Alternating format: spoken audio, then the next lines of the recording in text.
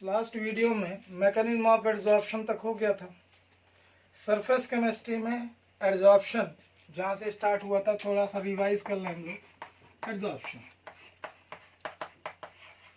Example याद आए एक दो, जैसे चारकोल का एग्जाम्पल दिया था और सिलिका का एग्जाम्पल लिया था। तो ये सारे हमारे क्या थे? एड्जॉर्बेंट। और जो इस सरफेस पे एक्यूमुलेट हो रहा था वो क्या था? एड्जॉर्बेट। इसके बाद मैकेनिज्म तक हमने समझा। एग्जाम्पल और भी देख लो। जैसे हमने कहा कि ये एनिमल चारकोल का बेड बिछा हुआ है, इसके ऊपर से अगर तुमने शुगर सोल्यूशन पास कराया, अगर रॉ शुगर सोल्यूशन लेते हो, रॉ शुगर सोल्यूशन या तो ग्रीनिश रहेगा अपीयरेंस में, येलोइश अपीयरेंस में रहेगा।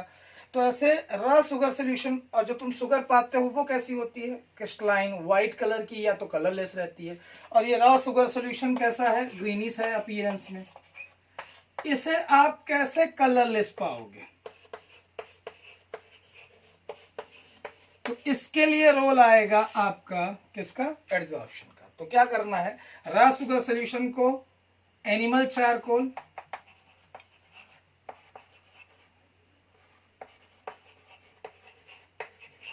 के ऊपर से पास कराना है। तो जितना भी ऑर्गेनिक डाइज होंगी, ऑर्गेनिक डाइज, ये बार बार वर्ड आता रहेगा इस चैप्टर में। तो डाइज माने कलर।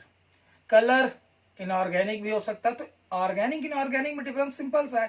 कार्बन बेस्ड मॉलिक्यूल से बना है तो ऑर्गेनिक, और अगर कार्बन के अलावा दूसरे इनऑर्गेनिक, जैसे आपने केमनोफोर का नाम सुना है, मेथिलीन ब्लू, फिनोप्थिलीन, ये सारी इनऑर्गेनिक डाइज हो गई। तो चूंकि ये ऑर्गेनिक रीजन से मिला है, ऑरिजिन से मिला है, तो ये ऑर्गेनिक डाइज कंटेन किया होगा। बाकी शुगर होगी यानी सुक्रोज रहेगा इसके अंदर। अब मैं कह रहा हूं कि ये सुक्रोज का ही हमको काम है, यानी कलरलेस फिल्ट्रेट यहाँ जो हमको मिलेगा। तो ये सारी ऑर्गेनिक डाइज जाके एड्जॉर्ब हो जाएंगी किसकी सरफेस पे? एनिमल चारकोल की, क्योंकि ये एड्जॉर्बेंट है और यहाँ पे ये ऑर्गेनिक डाइज एड्जॉर्बेंट है।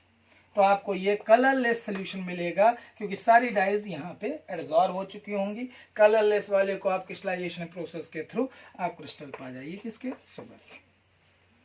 तो ये एड्जॉर्प्शन का दूसरा एग्जाम्पल हो गया। तो एग्जाम्पल आपके पास जैसे एड्जॉर्प्शन टॉपिक पाएंगे तो उसके नीचे चार आपके पास एग्जाम्पल हैं। जैसे एक कंटेनर लिया अपन ने, इस कंटेनर में बहुत सारी गैसेस का मिक्सचर है। अब उसका प्रेशर अपन ने मेजर कर लिया, मान लीजिए 50 पास्कल है। कुछ देर बाद हमने उसके अंदर एक एड्जॉर्बेंट ऐड कर दिया, चारकोल, वुड चारकोल डाल दिया। अब हम देख रहे हैं कि धीरे धीरे प्रेशर कम होता जा रहा है। अब ये प्रेशर कैसे कम हो रहा है? क्योंकि हमने जैसे एड्जॉर्बेंट डाला तो इसके अंदर जितने भी मॉलिक्यूल्स हैं, जैसे नाइट्रोजन, ऑक्सीजन गैस है, हीलियम गैस है, तो यहाँ पे अपने एड्जॉर्बेंट की लेयर वुड चारकोल की लगा दी है। तो ये मॉलिक्यूल रैंडम मोशन करेंगे ही। इस जिगजैग मोशन के बाद कहीं ना कहीं जाके इसकी सरफेस पे एड्जॉर्ब होने लगेंगे। तो सारे मॉलिक्यूल्स धीरे धीरे जब इसमें एड्जॉर्ब होने लगेंगे तो जो आपने प्रेशर यहाँ मेजर किया था तो पूरा पार्शियल प्रेशर ऐड होने के बाद हो रहा था, यानी सभी गैसेस इम्पार्ट कर रहे थे इस पे। लेकिन अब ये हुआ कि बहुत सारे मॉलिक्यूल इसकी सरफेस में क्या हो गए? एड्जॉर्ब। तो धीरे धीरे प्रेशर क्या होने लगा? घटने लगा। तो आपके आसपास एड्जॉर्प्शन ऐसे देखने को मिलेंगे। इसके बाद अब टॉपिक है टाइप्स ऑफ एड्जॉर्प्शन। तो यानी आज का important topic types of adsorption. तो टाइप्स ऑफ एड्जॉर्प्शन में आपको दो टाइप जानने हैं, एक फिजिकल और एक केमिकल।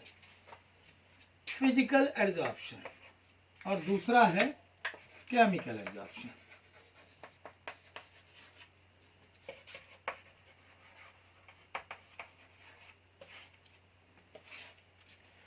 टर्म कुछ क्लियर कर रही हो कि फिजिकल, और एक क्या है? केमिकल। यानी कहीं ना कहीं इसमें केमिकल चेंज इन्वॉल्व होंगे। केमिकल चेंज में केमिकल रिएक्शंस होती हैं। केमिकल रिएक्शंस में जनरली आपको तीन तरीके के बॉन्ड सुनाई देते हैं, एक कोवेलेंट बॉन्ड, एक आयोनिक बॉन्ड, एक कोऑर्डिनेशन बॉन्ड। और अगर फिजिकल फोर्सेस की बात करें तो लास्ट ईयर हम लोगों ने चैप्टर नंबर 5 में स्टेट्स ऑफ मैटर में पहला ही टॉपिक पढ़ा था, इंटरमॉलिक्यूलर फोर्सेस, दूसरे नाम से जाने जाते थे वांडर वाल फोर्सेस।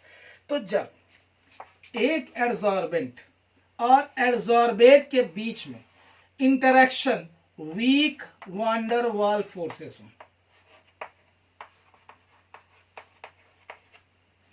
तो पहली चीज आप समझ रहे हैं कि एडजॉर्प्शन कितने तरीके का है, दो, यानी आप ये टाइप्स ऑफ एडजॉर्प्शन समझ रहे हैं। टाइप्स ऑफ एडजॉर्प्शन में पहला कौन सा है, फिजिकल, और दूसरा है केमिकल। तो एडजॉर्बेंट और एडजॉर्बेट के बीच में अगर केमिकल इंटरेक्शन हो रहा है, यानी केमिकल बॉन्ड्स बन रहे हैं,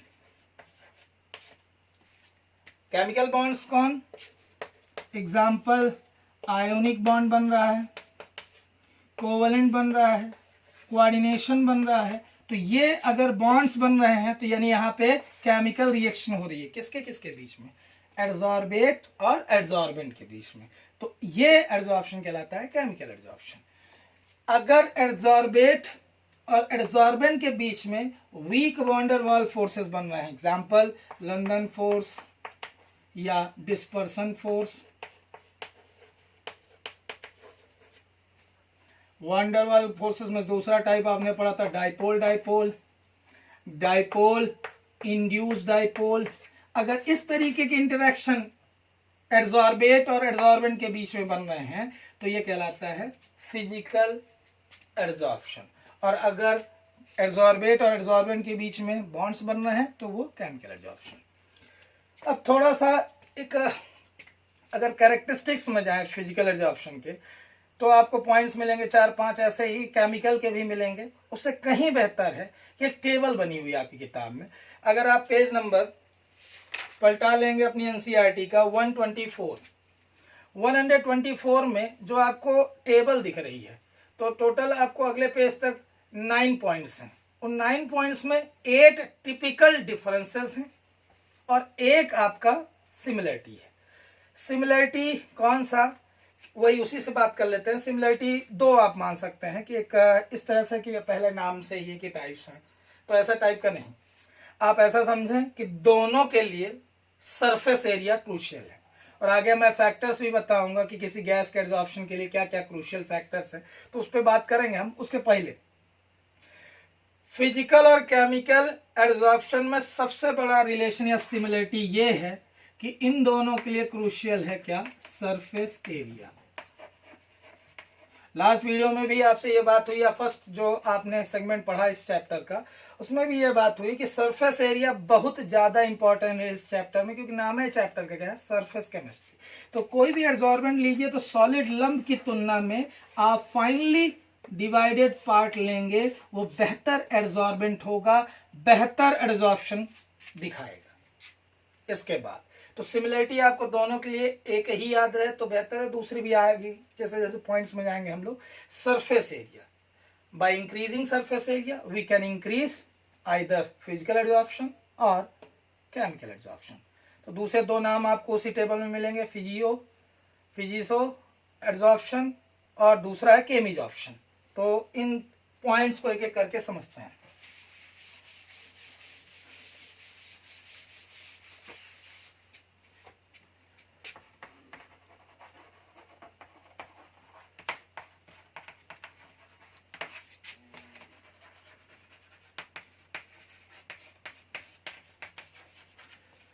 तो फिजिकल एडजॉर्प्शन में सबसे पहली बात तो आपने समझ लिया है कि केमिकल और फिजिकल एडजॉर्प्शन किन के कारण होता है, यानी एडजॉर्बेट और एडजॉर्बेंट के बीच में फिजिकल फोर्सेस बनेंगे, वांडर वाल फोर्सेस बनेंगे, तो उसको फिजिकल एडजॉर्प्शन। अगर उनके बीच में एडजॉर्बेट और एडजॉर्बेंट के बीच में इंटरैक्शन कैसे रहे, बहुत अच्छे आयोनिक बॉन्ड, कोवेलेंट बॉन्ड या कोऑर्डिनेशन बॉन्ड बने, केमिकल रिएक्शन के थ्रू बना ये एडजॉर्प्शन, तो उसे केमिजॉर्प्शन कहना है। यानी ये पहला पॉइंट कि it arises due to weak van der Waals forces, it arises due to chemical bond formation. Second point अच्छे समझिएगा, ये स्पेसिफिक नहीं है, ये हाईली स्पेसिफिक है।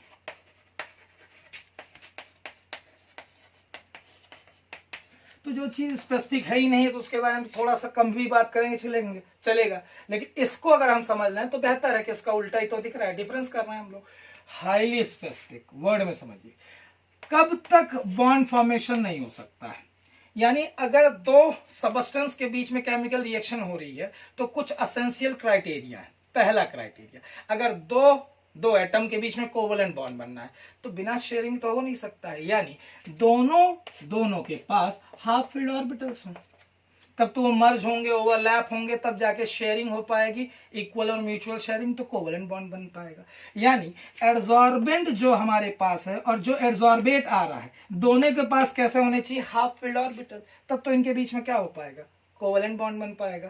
तो यानी हाईली स्पेसिफिक, तो समझिए ये भी स्पेसिफिक है जो हाफ फील्ड ऑर्बिटल रखा है, और उसके अंदर जो आके उसकी सरफेस पर एड्सॉर्ब हो रहा है उसके पास भी हाफ फील्ड ऑर्बिटल है।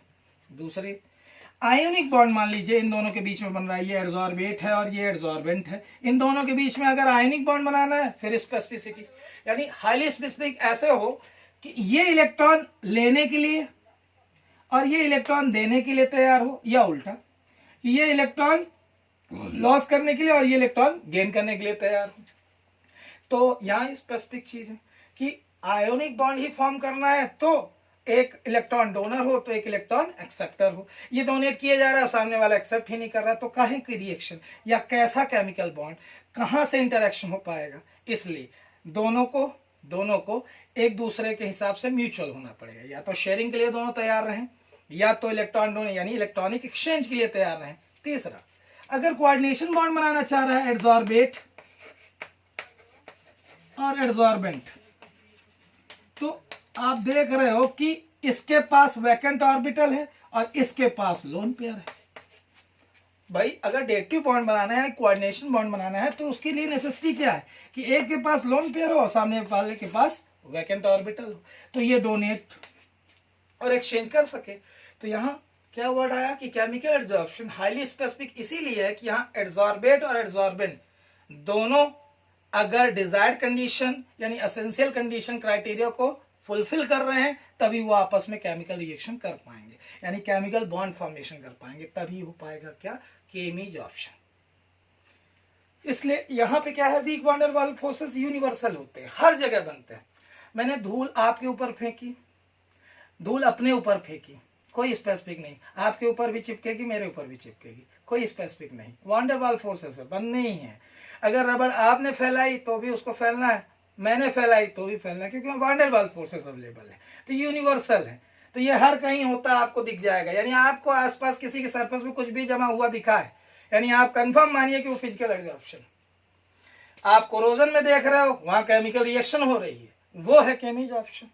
यानी ऊपर वाली लेयर आपको पता है कि आयरन नहीं रह गई है, वो फेरिक ऑक्साइड हाइड्रेट के फॉर्म में हो चुकी है, यानी वहां पे केमिकल रिएक्शन हुई है, वहां ऑक्सीजन की रिक्वायरमेंट है, मॉइस्चर की रिक्वायरमेंट है, दोनों अगर नहीं आए तो कोरोजन नहीं होगा।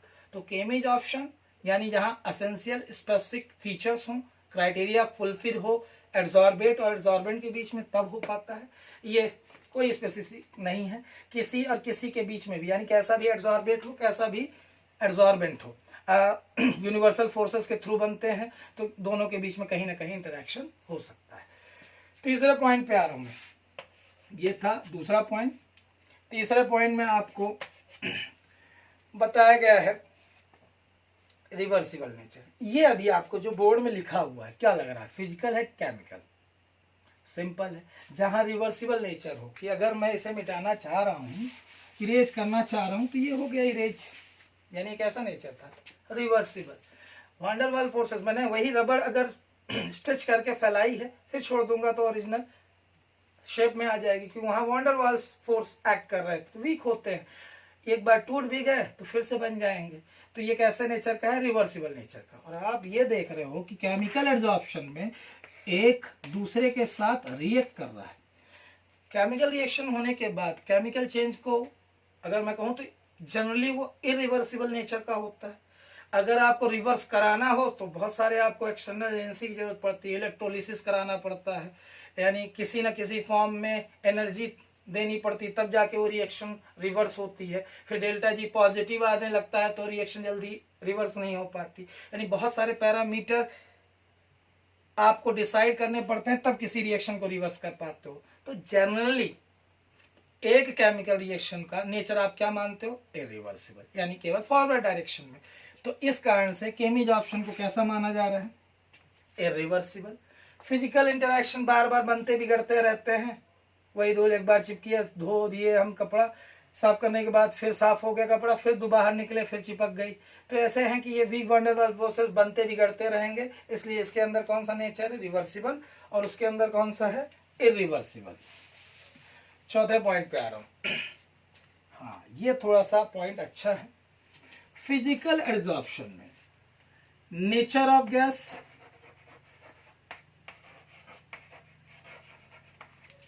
इसमें भी है नेचर ऑफ गैस। यहां तक दोनों में सिमिलरिटी आपको दिख रही है, डिफरेंस कहां से बनता है या डिफरेंस कहां से आ जाता है। तो अगर आप समझें कि physical absorption depends upon the nature of gas, also chemical absorption depends on the nature of gas, यहां तक सिमिलरिटी दिख रही है। अब यहां से अंतर करते हैं, ये फिजिकल है तो यहां पे इसका यानी गैस का ऐसा नेचर हो कि वो इजिली लिक्विफाइबल हो,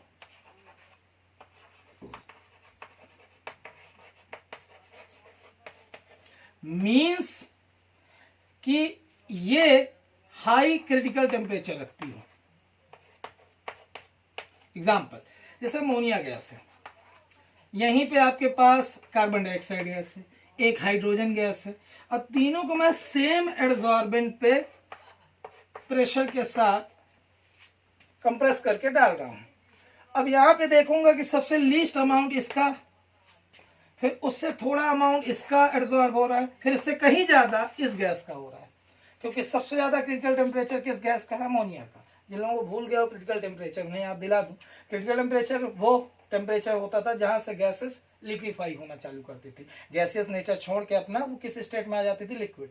तो कॉमन सेंस भी कहता है कि अगर मैं यहाँ पे प्रेशर दे रहा हूँ, टेम्परेचर कम कर रहा हूँ, तो सबसे पहले लिक्विफाई होने वाली कौन सी गैस होगी, अमोनिया, और ये ज्यादा सरफेस को ऑक्यूपाई करेगी तो ज्यादा अमाउंट में एब्जॉर्ब होगी। अब आपके दिमाग में अगर यह आ रहा हो तो पिछले साल का सेगमेंट है कि ये पोलर नेचर का है, ये नॉन पोलर है, ये भी नॉन पोलर है। तो नॉन पोलर के अंदर ये टेंडेंसी नहीं होती वो डाइपोल डाइपोल इंटरेक्शन कर पाए, वो कर सकता है तो एक बार डाइपोल इंड्यूस डाइपोल बना सकता है या तो लंदन फोर्स बना सकता है। तो इन दोनों के अंदर वो नेचर रहेगा, तो यानी ये वीक है। अगर पिछले साल की बातें हम करें तो लंदन फोर्स सबसे वीकेस्ट फोर्स थे, उससे ऊपर आता था डाइपोल इंड्यूस डाइपोल, उससे भी ऊपर आता था डाइपोल डाइपोल। तो मैं कह रहा हूं कि यहाँ पे डाइपोल डाइपोल बनाने के लिए, हाइड्रोजन बॉन्ड बनाने के लिए कैपेबल है कौन, अमोनिया।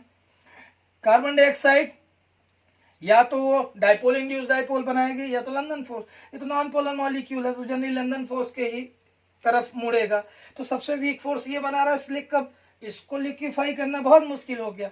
ये पोलर रखती है नेचर, इसमें ऑक्सीजन जैसे इलेक्ट्रोनेगेटिव एटम है तो पोलैरिटी थोड़ी ना बहुत ज्यादा इंड्यूस हो जाएगी, तो इसके अंदर भी टेंडेंसी है कि मैं ज्यादा अमाउंट में एब्जॉर्ब हूं इसके कंपैरिजन में। लेकिन ये सबसे ज्यादा पोलर है क्योंकि आपको पिछले साल का नेट डाइपोल मोमेंट याद आया इसका, जितना ज्यादा पोलर मॉलिक्यूल होगा उतनी ज्यादा पोलैरिटी या क्रिटिकल टेम्परेचर होता है। Higher the polarity higher the critical temperature for any gas. Repeat, हम फोर्थ पॉइंट में ये लाइन सिमिलर पा रहे हैं दोनों में, फिजिकल एब्जॉर्प्शन और केमिकल एब्जॉर्प्शन दोनों नेचर ऑफ गैस पे डिपेंड कर रहे हैं।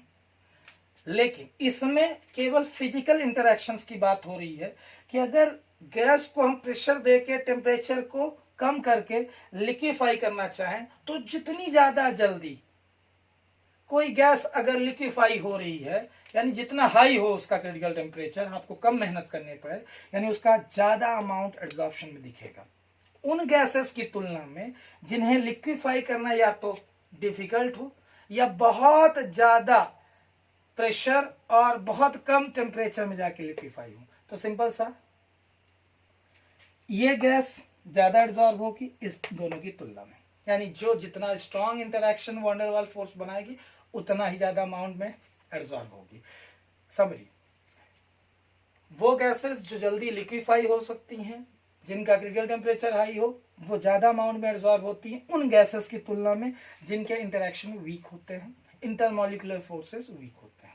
तो यहाँ पे फिजिकल इंटरेक्शन की बात हुई है, यानी नेचर ऑफ गैस का मतलब यहाँ उनके फिजिकल इंटरेक्शंस, वही वैन डर वाल फोर्सेस। जितने वीक उतना ही कम अमाउंट में एब्जॉर्ब होगी, जितने स्ट्रॉन्ग इंटरेक्शन उतना ही ज्यादा अमाउंट में एब्जॉर्ब होगी। यहाँ गैस हैं, दो गैसेस हैं। अब अगर अमोनिया जैसी पोलर गैस ली है, फॉस्फीन जैसी पोलर गैस ली है, दोनों ही पोलर है, लेकिन अगर मैं यहाँ पे ऐसा एडसॉर्बेंट यूज कर रहा हूं जिसके अंदर एसिडिक नेचर है, अब इन दोनों गैसेस को अगर मैं इस एडसॉर्बेंट पे डाल रहा हूं, same amount of fixed mass लिया एडसॉर्बेंट का मैंने, अब दोनों गैसेस मैंने फिक्स्ड मास पे डाली। अब यहां देख रहा हूं कि अमोनिया ज्यादा एडसॉर्ब हुई कि फॉस्फीन ज्यादा एडसॉर्ब हुई है, तो आसान है, जिसके अंदर रिएक्ट करने की एबिलिटी ज्यादा होगी वो ज्यादा एडसॉर्ब होगी, क्योंकि ये कौन सा है, chemi absorption, chemical absorption chemical reaction पे बेस्ड है। तो ये डिपेंड कर रहा है नेचर ऑफ गैस पे, ठीक है, लेकिन जो गैस ज्यादा रिएक्ट करेगी वो ज्यादा एडसॉर्ब होगी, जो गैस कम रिएक्शन करेगी वो कम एडसॉर्ब होगी। हम कैसे डिसाइड करें कौन सी रिएक्शन, तो अमाउंट देख के हमें पता चल रहा है कि अमाउंट ज्यादा इसका एडसॉर्ब हो रहा है और इसका अमाउंट कम हो रहा है। अब थोड़ा सा और अंदर चलते हैं, ये चैप्टर 7 में मिलेगा आपको, पी ब्लॉक एलिमेंट जब पढ़ेंगे। तो ये अमोनिया है और फॉस्फीन एक ही ग्रुप की ये दो एलिमेंट हैं। ज्यादा इलेक्ट्रोनेगेटिव कौन है, नाइट्रोजन, किसके कंपैरिजन में, फास्फोरस की तुलना में। तो अमोनिया ज्यादा बेसिक नेचर रख रहा है और फॉस्फीन कम बेसिक नेचर रख रहा है, तो कौन ज्यादा बेसिक ही एसिडिक नेचर से ज्यादा इंटरेक्ट करेगा, ये एसिडिक है, ये एसिडिक है, ये लेकिन लेस बेसिक है, तो इसका इंटरेक्शन क्या हो जाएगा, वीक। समझ, chemi absorption also depends on the nature of gas, gases को कैसा होना चाहिए, विच readily react with an adsorbent, it more readily adsorb, तो जो कम रिएक्शन करेगी कम एडसॉर्ब होगी। तो रिएक्शंस यहाँ पे क्रूशियल है क्योंकि ये केमिकल एडसॉर्प्शन है, और ये कैसा था, फिजिकल फोर्सेस पे इंटरेक्शन पे, यानी कैसे स्ट्रॉन्ग फोर्सेस बना रहा है, वंडरवाल फोर्सेस में जो क्राइटेरिया या इंक्रीजिंग ऑर्डर था उस हिसाब से लंदन फोर्स बनाने वाली कम एडसॉर्ब होंगी, वहीं पे हाइड्रोजन बॉन्ड या डाइपोल डाइपोल बनाने वाली ज़्यादा एडसॉर्ब होंगी। ये चौथा डिफरेंस था। अब आते हैं पांचवें डिफरेंस पे।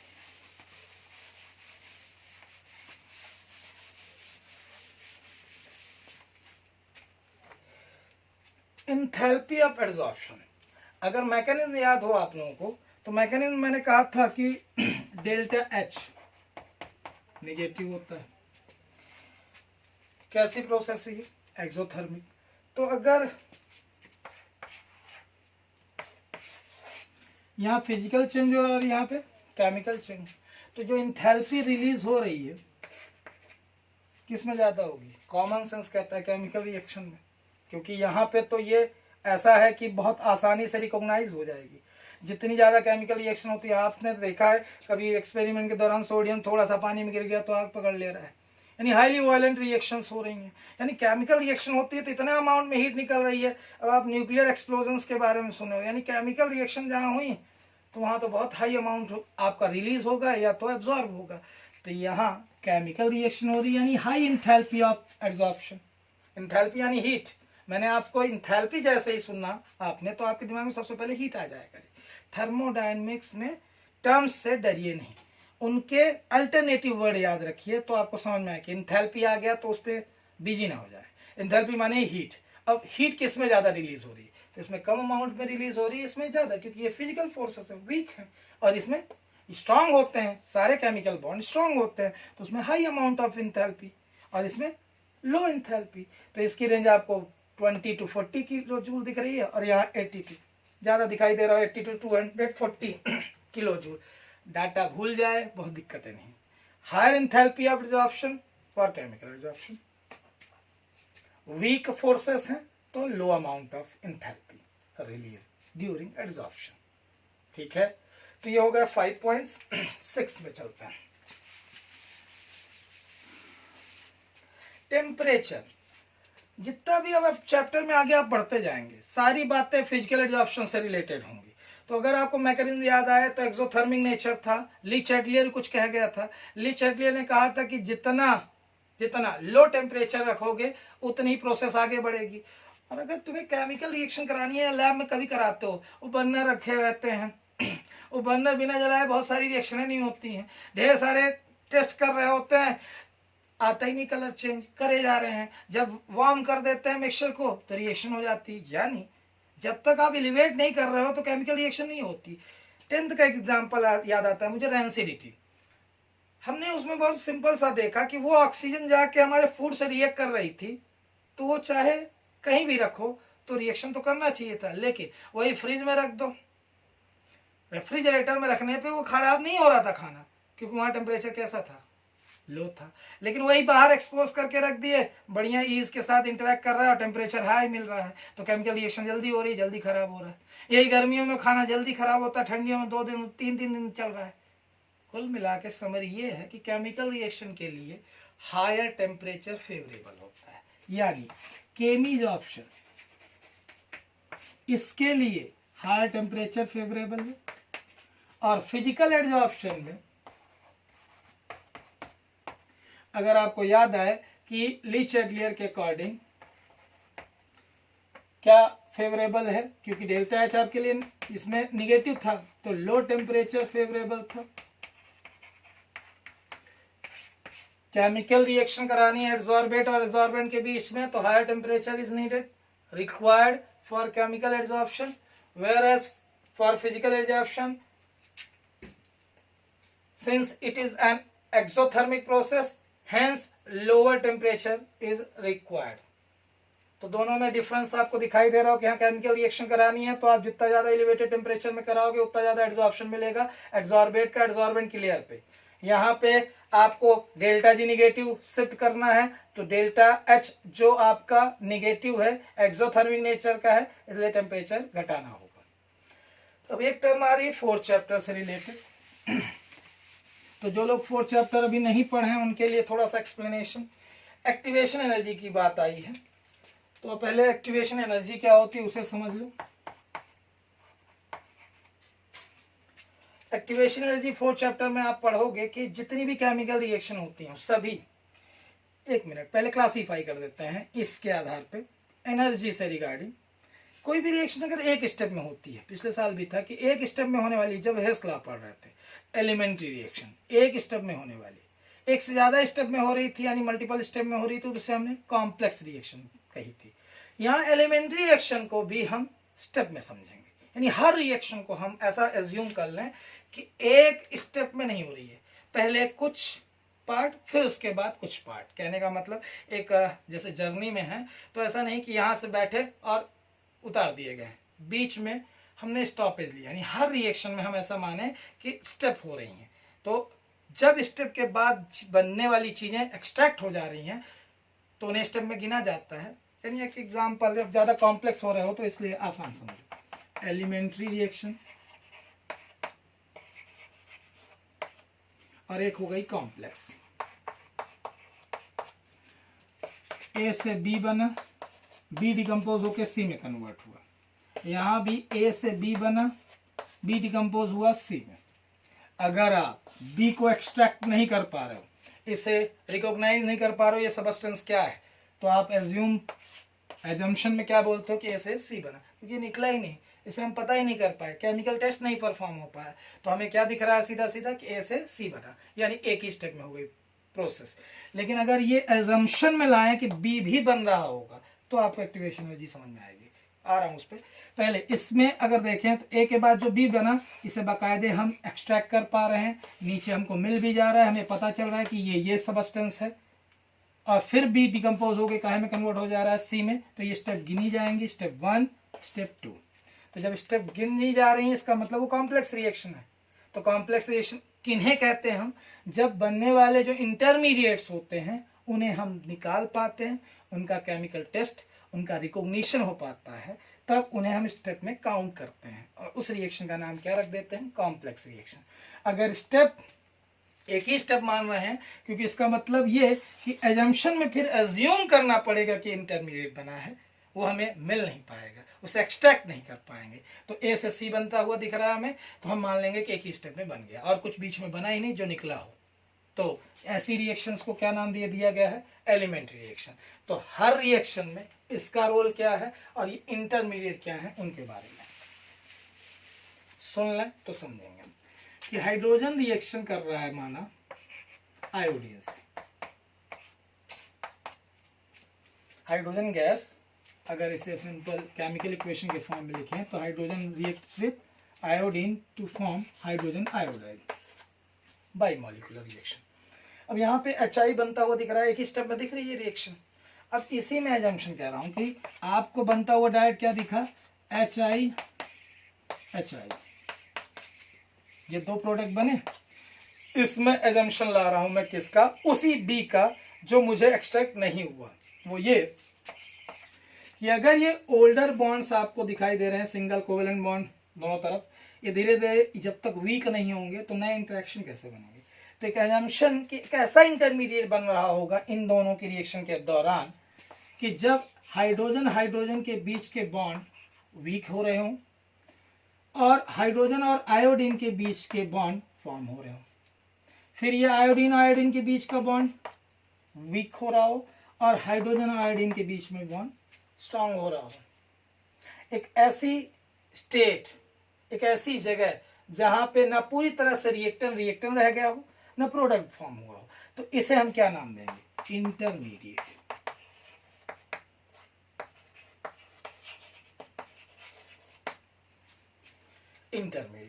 इंटरमीडिएट क्या होता है, तो अब आपने समझा कि रिएक्टेंट और प्रोडक्ट के बीच की स्टेट को क्या नाम दे दिया है, इंटरमीडिएट।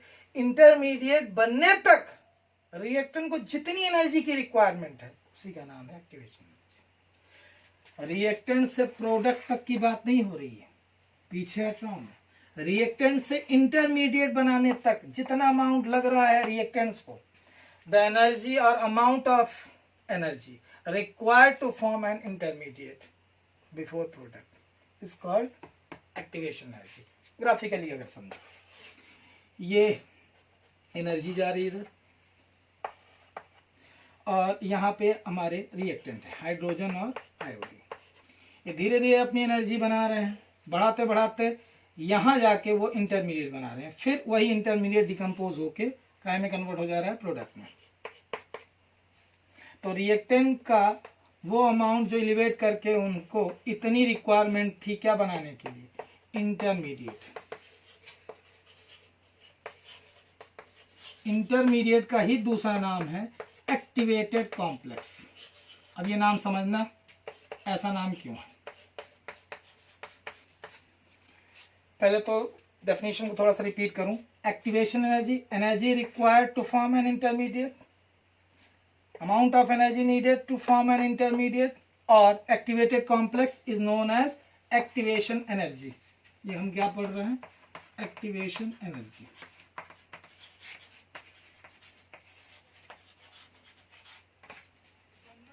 अब ये नाम क्यों पड़ा एक्टिवेटेड कॉम्प्लेक्स।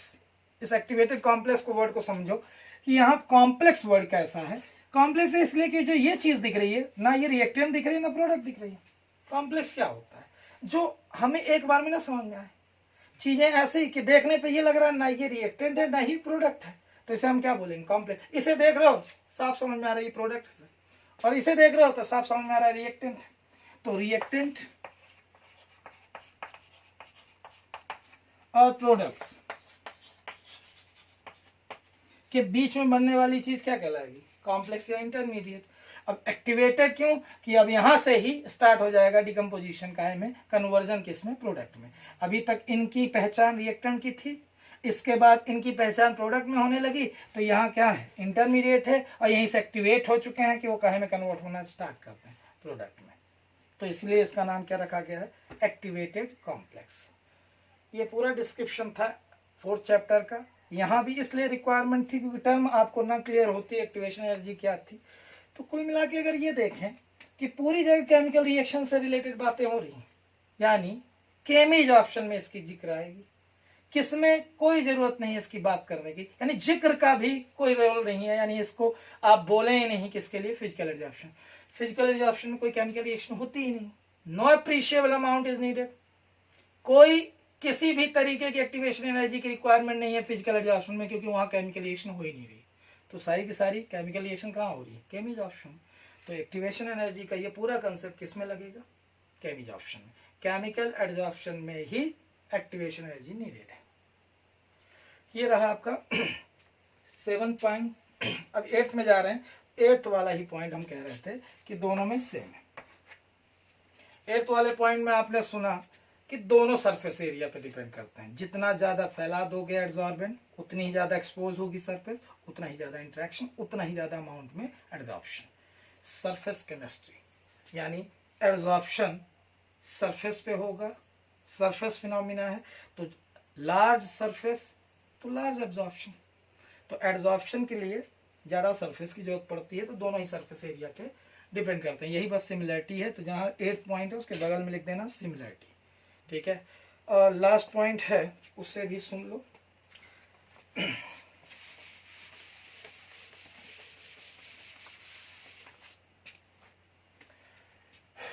अगर फिजिकल, एक मिनट उसके पहले मैकेनिज्म ऑफ एड्जॉर्प्शन क्यों होता था, यानी एड्जॉर्प्शन का कॉज क्या बताया गया था आपको। मैंने लास्ट वीडियो में आपको बताया था कि ये जो सरफेस है इसकी एनर्जी बढ़ी हुई होती थी, यानी ये अनस्टेबल थी। ये अनस्टेबल होना मतलब हायर एनर्जी में थी। धीरे धीरे करके एड्जॉर्बेट आता था और इसे सेटिस्फाई करता जाता था, यानी स्टेबल करता था। यहाँ मैंने कई लेयर बनाई और यहाँ मैं केवल एक लेयर बनाऊंगा। क्यों? कारण ये है कि एड्जॉर्बेट और एड्जॉर्बेंट के बीच में जो इंटरेक्शन हो रहा है यहाँ पे, ये वीक है, तो एक लेयर में कभी सेटिस्फाई होगा ही नहीं। कई लेयर्स बनाई जाएंगी तब जाके ये फोर्सेस जो अनबैलेंस थे बैलेंस होंगे। यानी कई लेयर्स के बाद ये फोर्सेस जो अनबैलेंस थे, इनवर्ड बस थे, वो आउटवर्ड सेटिस्फाइड हो पाएंगे। यानी मल्टी मॉलिक्यूलर लेयर एड्जॉर्ब होगी in case of physical adsorption, और एक ही लेयर में सारे फोर्सेस सेटिस्फाई, क्योंकि ये कैसी रिएक्शन है, केमिकल एड्जॉर्प्शन। यहाँ पे केमिकल रिएक्शन हो जाएगी एड्जॉर्बेट और एड्जॉर्बेंट के बीच में, तो जो फोर्सेस बचे थे, यानी एक वैकेंट ऑर्बिटल था तो इसके पास भी एक वैकेंट ऑर्बिटल, शेयरिंग क्लोज। यहाँ पे 3 वैकेंट ऑर्बिटल थे और यहाँ 3 लोन पेयर आ रहे तो इकट्ठा सेटिस्फाई। यानी केवल यूनिमॉलिक्यूलर लेयर की जरूरत है केमिकल एड्जॉर्प्शन, एक ही लेयर में surface satisfied. Physical forces weak हैं, कई लेयर्स जमा होगी तब जाके वो फोर्सेस जो अनबैलेंस थे वो क्या हो पाएंगे, बैलेंस। तो सरफेस को कई लेयर्स सेटिस्फाई करती हैं in case of physical adsorption, यानी मल्टी मॉलिक्यूलर लेयर की रिक्वायरमेंट है फिजिकल एड्जॉर्प्शन में, whereas in chemical absorption a single layer can be required for satisfying the surface. अब आते हैं एड्जॉर्प्शन आइसोथर्म। थोड़ा सा इसके बारे में सुन लें, क्वेश्चन आपको मिलेगा एक्सरसाइज में, तो उस तक जाने के पहले एड्जॉर्प्शन आइसोथर्म सीधा थ्योरी बेस्ड आपसे पूछा जाता है, न्यूमेरिकल कॉम्पिटिटिव में 1-2 बार पूछे गए हैं, तो उसके हिसाब से आपको पढ़ना। तो इक्वेशन आपके सामने ही है, x/m इज इक्वल टू के पी की पावर 1/n ऐसा लिखा हुआ है। इस आइटम समझेंगे, पहले टर्म को समझो, एड्जॉर्प्शन आइसोथर्म। तो ये इक्वेशन से कहीं इंपॉर्टेंट है वो वर्ड समझना कि आइसोथर्म क्या है। तो इक्वेशन पे इतना फोकस ना करने लगना, थ्योरी और जो ग्राफ है पहले उसे टिक कर लो। ग्राफ सबसे इंपॉर्टेंट है इसमें। तो ये ग्राफ में आपको जो चीजें दिखाई दे रही हैं उन पे बात करूंगा। ये जो कर्व्स, ये लाइंस दिख रही, इनका ही नाम आइसोथर्म। अब उस टर्म को फिर तोड़ रहा हूं, आइसोथर्म्स। पिछले साल भी आया था कि जब 2 वेरिएबल्स के बीच में आप ग्राफ प्लॉट कर रहे हो, तो जो एट कांस्टेंट आपको लाइंस या कर्व्स मिलते हैं उनका नाम है आइसोथर्म। तो एड्जॉर्प्शन आइसोथर्म में एड्जॉर्प्शन वाला फिनोमिना तो है ही है, उस तक बात आते हैं फिर से। लेकिन आइसोथर्म क्या था, यानी एट कांस्टेंट टेम्परेचर अगर 2 वेरिएबल्स के बीच में ग्राफ प्लॉट हो रहा है, तो ये जो एक लाइन आपको दिख रही है, जैसे ये 195 केल्विन पे है, तो ये पूरा जो कर्व दिख रहा है इसका ही नाम क्या है, आइसोथर्म। अब एक से ज्यादा आपको कर्व मिल रहा है तो ये आइसोथर्म हो जाएगा। तो 195 केल्विन पे, 244 केल्विन पे और ये 273 केल्विन पे। आप सोच रहे हैं डाटा याद करना जरूरी है, नहीं, आप इन्हें T1, T2, T3 याद कर सकते हैं। हाँ, यहाँ रिलेशन इनके बीच में क्या होगा, फिर आपको लग रहा कि ये भी ऐसे याद करना पड़ेगा, क्योंकि जनरली हमको यही भूलता है कौन सा ग्रेटर देन है कौन लेस देन है, उल्टा ना हो जाए सर कि उधर हमको घुमाना था इधर घुमा के आ गए। इंक्रीजिंग डिक्रीजिंग ऑर्डर में आप कंफ्यूज होते हैं। नहीं, लॉजिक है, सिंपल है कि जितना लोअर टेम्परेचर होगा उतना ही ज्यादा एड्जॉर्प्शन होता है। तो ये कर्व सबसे ऊपर आपको क्यों दिख रहा है, क्योंकि लोवेस्ट टेम्परेचर है इन तीनों डाटा में। ये हाईएस्ट टेम्परेचर, इसलिए ग्राफ आपको सबसे नीचे दिख रहा है। तो एड्जॉर्प्शन आइसोथर्म में सबसे पहले आप ग्राफ बनाएंगे। ग्राफ बनाने के बाद x/m और p के बारे में बताएं, ये क्या है सर। तो चलें, x amount of gas absorbed on the solid, ये m क्या है, फिक्स्ड मास ऑफ एड्जॉर्बेंट, यानी जो सॉलिड लिया था एड्जॉर्बेंट आपने, जिसकी सरफेस पे गैस आके एड्जॉर्ब हो रही थी, तो x वो गैस का अमाउंट है जो एड्जॉर्ब हो रहा है, और m क्या है, फिक्स्ड मास है किसका, एड्जॉर्बेंट का। ये x/m का रेशियो बढ़ता हुआ दिख रहा है आपको, ये इंक्रीजिंग स्लोप है सारे के सारे, ये किसके हिसाब से बढ़ता हुआ दिख रहा है, प्रेशर। तो अगर मैं एक्सरसाइज के एक और क्वेश्चन की बात करूं, what are the factors which influence the absorption of gas over the solid, तो 3 पैरामीटर हैं, उनमें 2 के तो आप यहीं सामने ही पा रहे हैं। किसी भी गैस को अगर किसी सॉलिड की सरफेस पे पास कराएंगे तो उसका एब्जॉर्प्शन बढ़ाना या घटाना कौन फैक्टर डिसाइड करेंगे, तो पहला फैक्टर प्रेशर है, greater the pressure higher the absorption. Temperature, as the absorption is an exothermic process, lower temperature. तो अगर मैं फैक्टर्स लिखूं, फर्स्ट सरफेस एरिया, जितनी ज्यादा सॉलिड की सरफेस एरिया होगी, यानी जितना फाइनली डिवाइडेड होगा उतनी ज्यादा गैस एब्जॉर्ब होगी। तो amount of gas surface area पे, यानी नेचर ऑफ एब्जॉर्बेंट पे डिपेंड करेगा। अगर वो क्रिस्टलाइन है तो उस पर कम एब्जॉर्प्शन होगा गैस का, अगर वो पल्वराइज्ड है, फाइनली डिवाइडेड है, तो ज्यादा एब्जॉर्प्शन होगा। फिर दूसरी बात प्रेशर का, प्रेशर बढ़ाने पे एब्जॉर्प्शन बढ़ता जाएगा, तो ये आपको स्लोप दिखाई दे रहे हैं। प्रेशर बढ़ाने पे जितना ज्यादा प्रेशर के साथ डालेंगे गैस, ज्यादा एब्जॉर्ब होगी। टेम्परेचर सबसे कम किसमें चाहिए, लोअर टेम्परेचर, क्योंकि एब्जॉर्प्शन कैसा है, एक्सोथर्मिक है। तो 3 फैक्टर्स ऐसे लिख के आपने एक्सप्लेन कर दिया कि गैसेस को जब एब्जॉर्ब कराया जाता है किसी भी सॉलिड की सरफेस पे, तो प्रेशर बढ़ाने पे उसका मास बढ़ता जाता है उसकी सरफेस पे।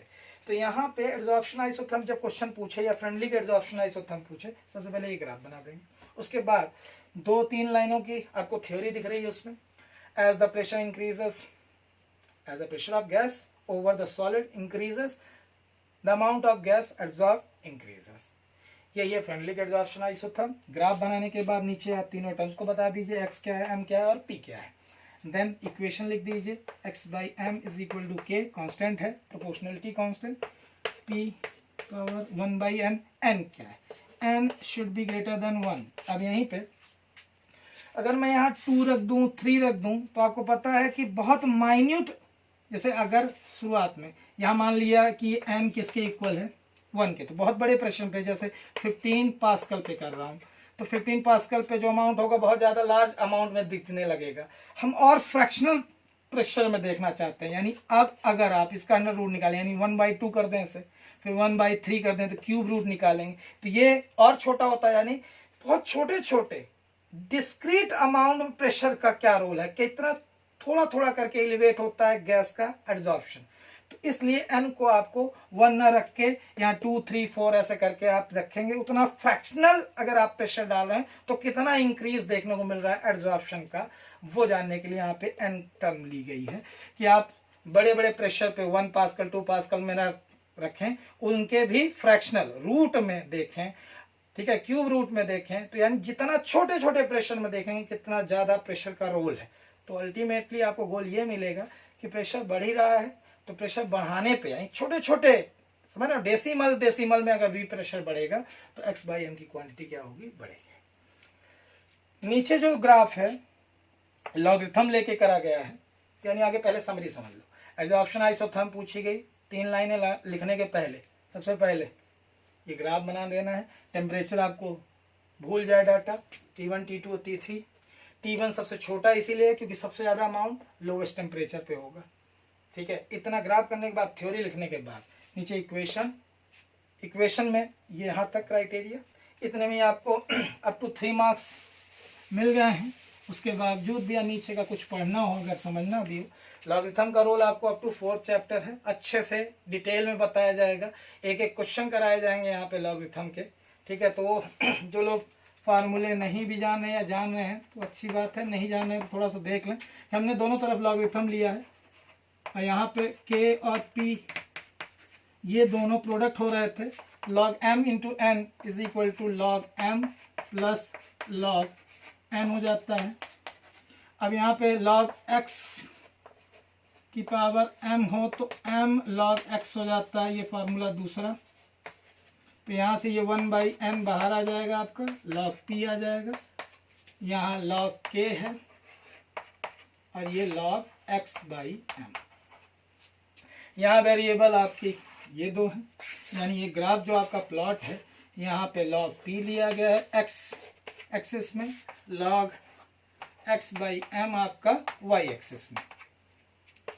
इन दोनों के बीच में प्लॉट किया जा रहा है और आपको ये दिखाई दे रहा हो कि ग्राफ का कुछ पार्ट छोड़ के ऊपर से ग्राफ बना रहा है। रीज़न उसका ये log के क्या है, कांस्टेंट है। तो कांस्टेंट क्वांटिटी कहने का मतलब जब किसी गैस को आप किसके ऊपर डालोगे, सॉलिड के ऊपर, बिना किसी प्रेशर या एटमॉस्फेरिक प्रेशर, सर्टेन अमाउंट आपका अपने आप यानी प्रेशर को बिना बढ़ाए आके एब्जॉर्ब हो जाएगा। वो इनिशियल अमाउंट ये इंटरसेप्ट है, जहाँ पे आप ये देख रहे हो कि प्रेशर का कोई रोल नहीं, यहाँ पे जीरो है प्रेशर, तो प्रेशर बिना बढ़ाए यानी इंक्रीज नहीं दिखाई दे रहा है आपको, इतना अमाउंट वो पहले ही एब्जॉर्ब हो जाएगा। तो ये log k की क्वांटिटी है।